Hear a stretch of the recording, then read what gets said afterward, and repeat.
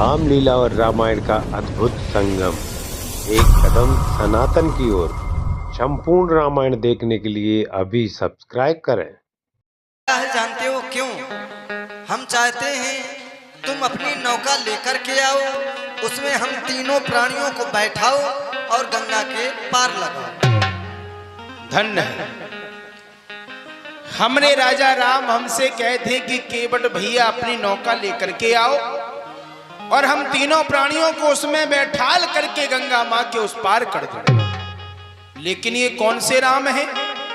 तीनों लोकों के स्वामी, जिनके बारे में कहा जाता है कि नाम जामन से खलकोट नदी अपार भव बूढ़त काड़े और जे सुमने रजमेर सिला और हो तजा खुर भारत बारे, जिनके पद पंकज से प्रगटी तटनी और हरे जन गाड़े पार उतरवे खू मांगत नाब करारे ठाणे, जिनके नाम के प्रभाव से प्राणी ने कितने ही पाप क्यों ना किए हो, नाम के प्रभाव से भवसागर रूपी संसार सागर से वो पार हो जाता है।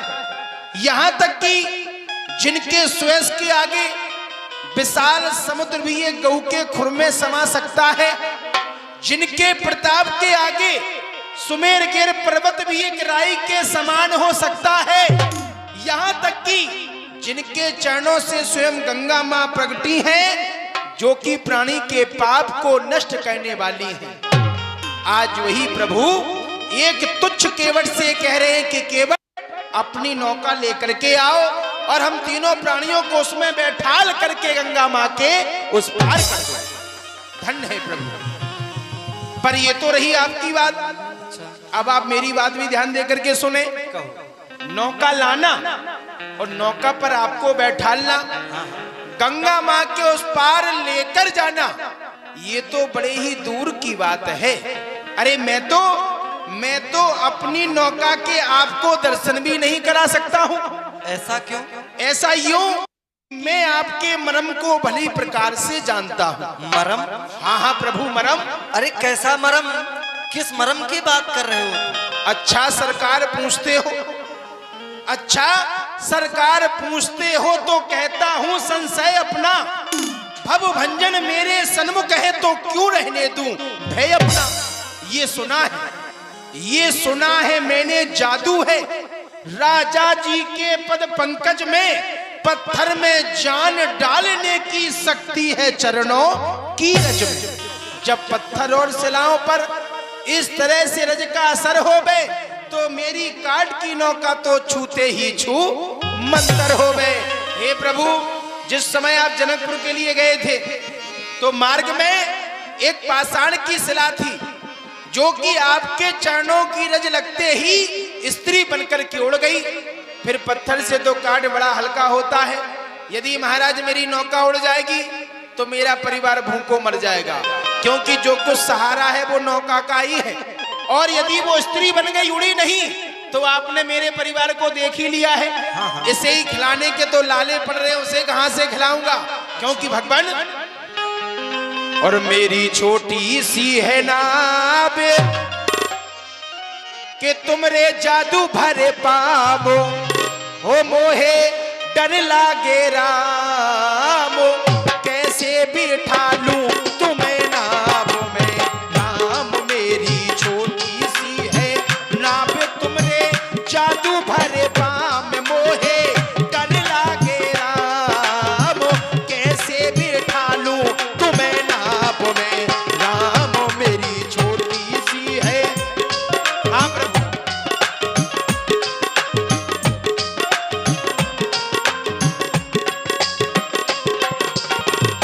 क्योंकि भगवान जब भी मेरा ध्यान अतीत की ओर जाता है ना, तो एक ही बात सामने आती है। कौन? जब पत्थर से बन गई नारी, जब पत्थर से बन गई नारी, ये तो लकड़ी की नावो हमारी, ओ ये तो लकड़ी की नावो हमारी। या या से पालूं परिवार। भगवान हाँ हाँ जो कुछ सहारा है ना वो नौका का ही सहारा है। अच्छा। और यदि ये नहीं तो परिवार भूखों मर जाएगा। या से पालूं परिवार मेरो यही रोजगार, कैसे बिठा लूं तुम्हें नावों में, नाम मेरी छोटी सी है।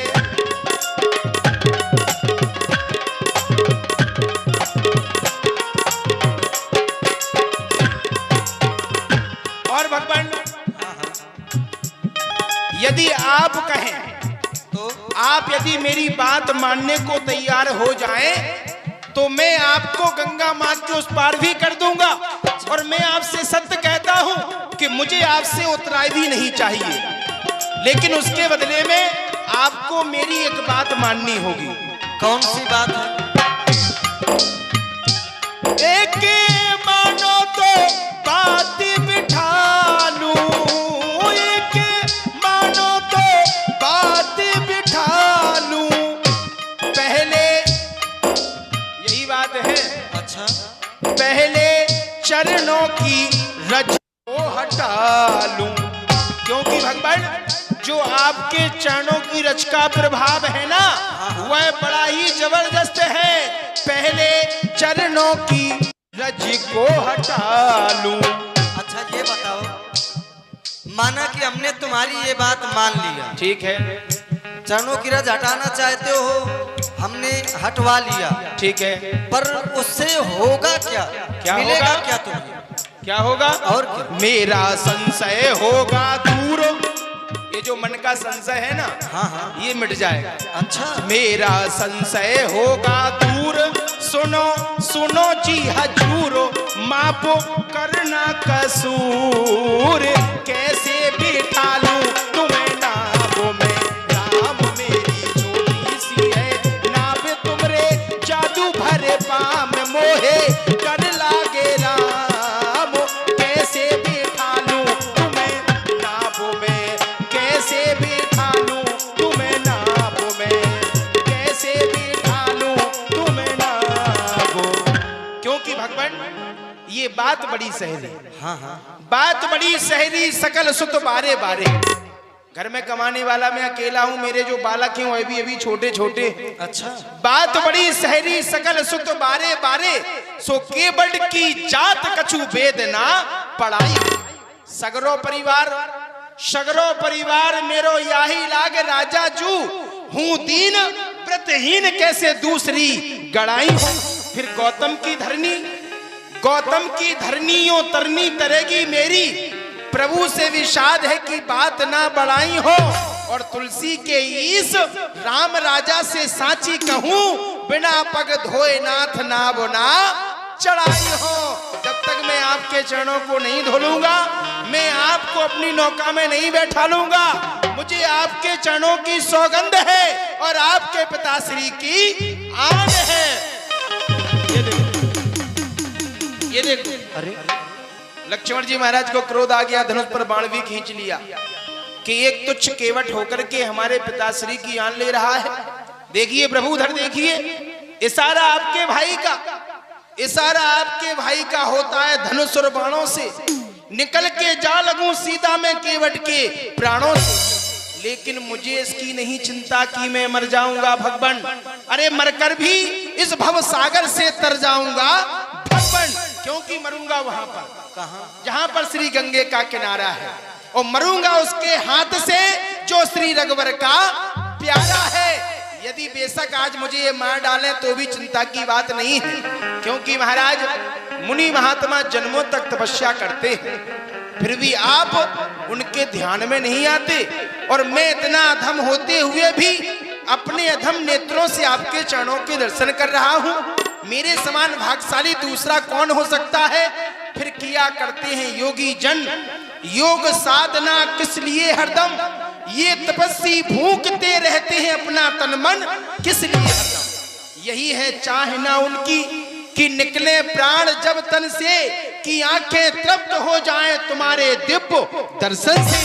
फिर कहां तक देर ऐसी हो कि पासा ठीक पड़ जाए, अरे तुम्हारे दिव्य दर्शन से पखेरु प्राण उड़ जाए।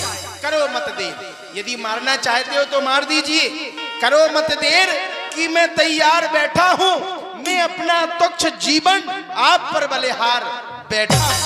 अब तो मैं भी कहता हूं महाराज, लक्ष्मण जी महाराज छोड़ो बाण कि निकले प्राण कि मैं पार हो जाऊं, अरे तुम्हारे पार होने से प्रथम मैं पार हो जाऊं, लेकिन मैं जिद छोड़ने वाला नहीं हूं। क्यों भैया, क्यों व्यर्थ में जिद कर रहे हो? जैसा तुम सोच रहे हो ऐसा कहीं कुछ नहीं।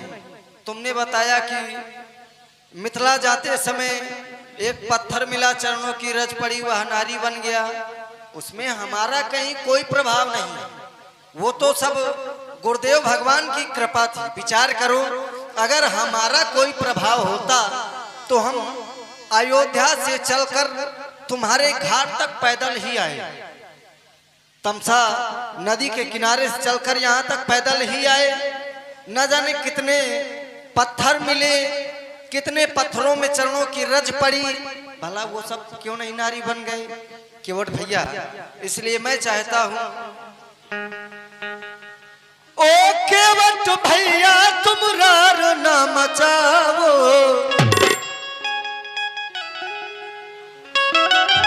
ओ केवट भैया तुम रार ना मचाओ, पार तो लगाओ हमें, पार तो लगाओ, पार तो लगाओ हमें, पार तो लगाओ।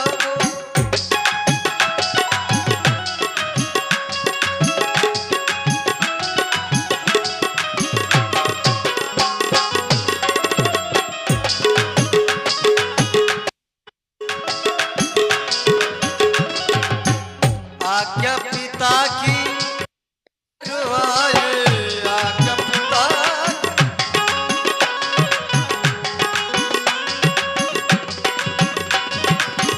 आज्ञा पिता लेकर आए, साथ में सीता लखन भी लाए, साथ में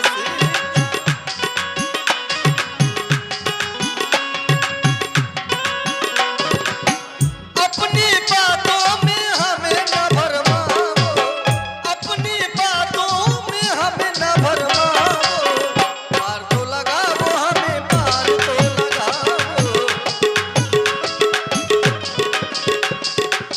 पार तो लगाओ हमें, पार तो लगाओ, पार तो लगाओ हमें, पार तो लगाओ, पार तो लगाओ हमें, पार तो लगाओ। हे प्रभु, मैं आपकी बातों में आने वाला नहीं हूं, क्योंकि जिस समय मैंने अपना मस्तक आपके चरणों में झुकाया था तो और जैसे ही आपका कृपा रूपी हाथ मेरे ऊपर आया तो मुझे मेरा पूर्व जन्म याद आ गया था। पूर्व जन्म में मैं कछुआ के रूप में था और आप क्षीर सागर में शेष सैया पर शयन कर रहे थे। मैंने अपने मन में विचार किया कि क्यों ना चल करके प्रभु के चरण स्पर्श कर लिए जाएं। तो जैसे ही मैं आपके चरणों की ओर आया तो चरणों की सेवा में पहले से ही माता लक्ष्मी जी विराजमान थी, जो यहाँ माता सीता के रूप में है। इन्होंने अपने हाथ से मुझे हटा दिया, यानी चरण छूने का सौभाग्य प्राप्त नहीं होने दिया। मैंने पुनः विचार किया कि क्यों ना प्रभु के मुखमंडल के ही दर्शन कर लिए जाएं। तो जैसे ही मैं आपके मुखमंडल की ओर आया तो जिस प्रकार से यहाँ पर ये धनुष बाण खींच रहे हैं, इन्होंने इतनी जोर से फुसकार मारी कि मैं कई योजन दूर आकर गिरा। फिर तो मेरी ये हिम्मत ही टूट गई। लेकिन आपने कहा था कि जाओ भक्तराज, त्रेता के चौथे चरण में मैं आऊंगा और अकेला नहीं, इन दोनों को साथ में लेकर आऊंगा और उस समय तुम मेरे चरण छुओगे नहीं बल्कि उन्हें धोगे और ये दोनों भी तुम्हें नहीं रोक सकेंगे। हे प्रभु, ये वही सुंदर समय है। फिर एक और ख्वाहिश है इस दुनिया के शहंशाह की, तो एक और जिद है इस मस्त लापर की। प्रेम के झगड़े में होती है कोशिश चाहे की, अरे भक्त की दया हो तो जिद रहे मल्लाह की। आज्ञा दे दो प्रभु। सुन के बट के बैल प्रेम लपेटे अटपटे, से करुणाए चिते जानकी लखन तने कृपा सिंधु बोले मुस्काई सोई करो जही नावो न जाए। केवट भैया तुम वही करो जिससे तुम्हारी नाव न जाए। आज्ञा हो गई है। और लाओ लाओ कठौता में पानी रे, लाओ लाओ कठौता में पानी रे, लाओ लाओ।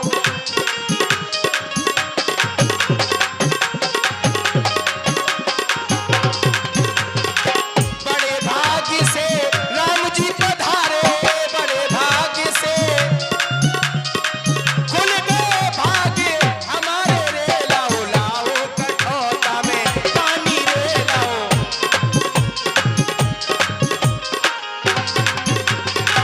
केवट भैया देख रहे हो एक पैर तुम्हारे हाथ में है, एक पैर का ही सहारा है, हमें बड़ी पीड़ा हो रही है, थोड़ा जल्दी करो। भैया आप हमारा सहाय ले लें। अभी भी इन्हें शांति नहीं है, भगवान आप अपना ये हाथ मेरे मस्तक पर रखिए, आपको सहारा भी मिलेगा और मैं जो सेवा कर रहा हूं इसका फल भी मुझे मिलेगा। रखिए। देखो कितने जल्दी बगल में आ गए थे। हैं चरण धोए चिरनामत लई हो,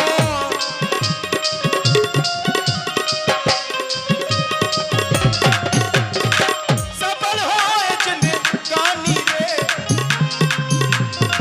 पानी रे, लाओ लाओ कठौता में।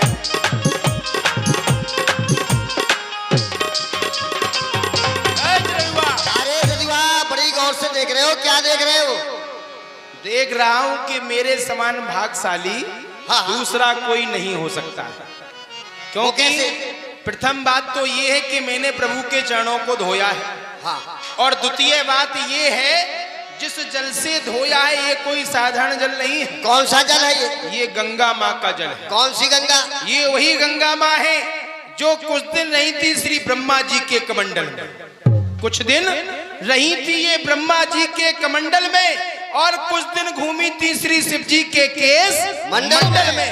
इन्हें श्री भागीरथ जी महाराज श्री राम जी के पूर्वज अच्छा श्री भागीरथ जी महाराज लाए थे इस भारत पुण्यशाली में। अरे वही गंगा की लहरें आज उठ रही हैं केवट की थाली में। इन्हें शिव कहें या शिव की जटा कहें, इन्हें अमृत कहें या अमृत सुधा। ये लो ये प्रभु के चरणों का चिन्हामृत है, समस्त परिवार में वितरण कर दो। आइए प्रभु हमारी जो नई नौका है, आइए आइए भगवान। केवट ने भगवान के चरणों को मलमल के धोया और नई नाव में बिठा करके भगवान को गंगा से पार करने को तत्पर हुआ। आइए प्रभु आइए। देखो रे पहली बार मेरी और जिंदगानी पली, और भगवान को करने पार भगत की नाव चली। भगवान को करने पार भगत की नाव चली। जय राम लखन जय जनक लली, जय राम लखन जय जनक लली, जय राम जय जय राम। कहाँ मेरी छोटी सी नैया, कहाँ ये भव सागर के भैया। मैं दो हाथों वाला केवट, इनके हाथ हजारों है भैया। लाखों के तारन हार प्रभु ये बड़े हैं बली, भगवान को करने पार भगत की नाव चली। भगवान करने पार भगत की। जय राम लखन जय जनक लली, जय राम लखन जय जनक लली, जय राम जय जय राम। आइए प्रभु। उतर ठाढ़ भय सुरसर रेता सिया अनुज गुहो लखन समेता के बट उतर दंडवत कीना प्रभु सकुचे यही नहीं कछु दे।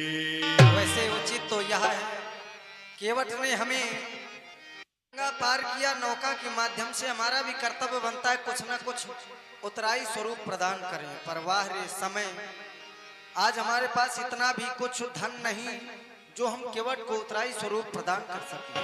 पिया ही की सिया जानन हारी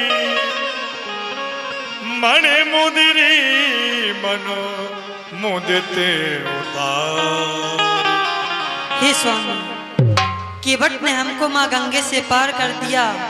आज हमारे पास देने के लिए कुछ भी नहीं, मेरे पास है मुंदरी है, केवट को उतराई में दे दीजिए ना। काहू कृपाली लेहू उतराई केवट चरण गहे अकुला। केवट भैया ये लो उतराई स्वीकार करो। अरे नाथ आज मैं काहे न पावा मिटे दोष दुख दारिद्र दावा। हे प्रभु, कहो आज मैंने आपको गंगा माँ के इस पार कर दिया है तो मुझे क्या प्राप्त नहीं हुआ? जो मेरे जीवन भर के दोष थे, दुख थे, वह हमेशा के लिए समाप्त हो चुके हैं। फिर इससे बढ़कर उतराई मैं आपसे और क्या ले सकता हूँ? फिर भगवान आप तो मेरी जाति के हैं। ए केवट, कैसी बातें कर रहे हो? तुम तो एक साधारण से एवं निम्न जाति वाले केवट हो और हम क्षत्रिय बालक हैं, और तुम कहे तुम हमारी जाति के हो तो आप पे गई। केवट हूं ना प्रभु, पर जिस काम को मैं करता हूं उसी काम को प्रभु श्री राम भी करते हैं। ये मेरी जाति के हैं। इन्होंने बेशक क्षत्रिय वंश में जन्म लिया है और मैं जाति से केवट हूं।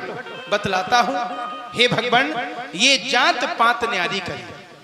मैं जाति से केवट हूं और आपने क्षत्रिय वंश में जन्म लिया है। ये जात पात न्यारी करी मेरी और अपनी नाथ, सो केवट को कर्म कछु नी को कर निहारी। अरे तुम तो उतारत भव सागर परमारथ नाथ, मैं छोटी छोटी सरता उतार दिन गुजारी।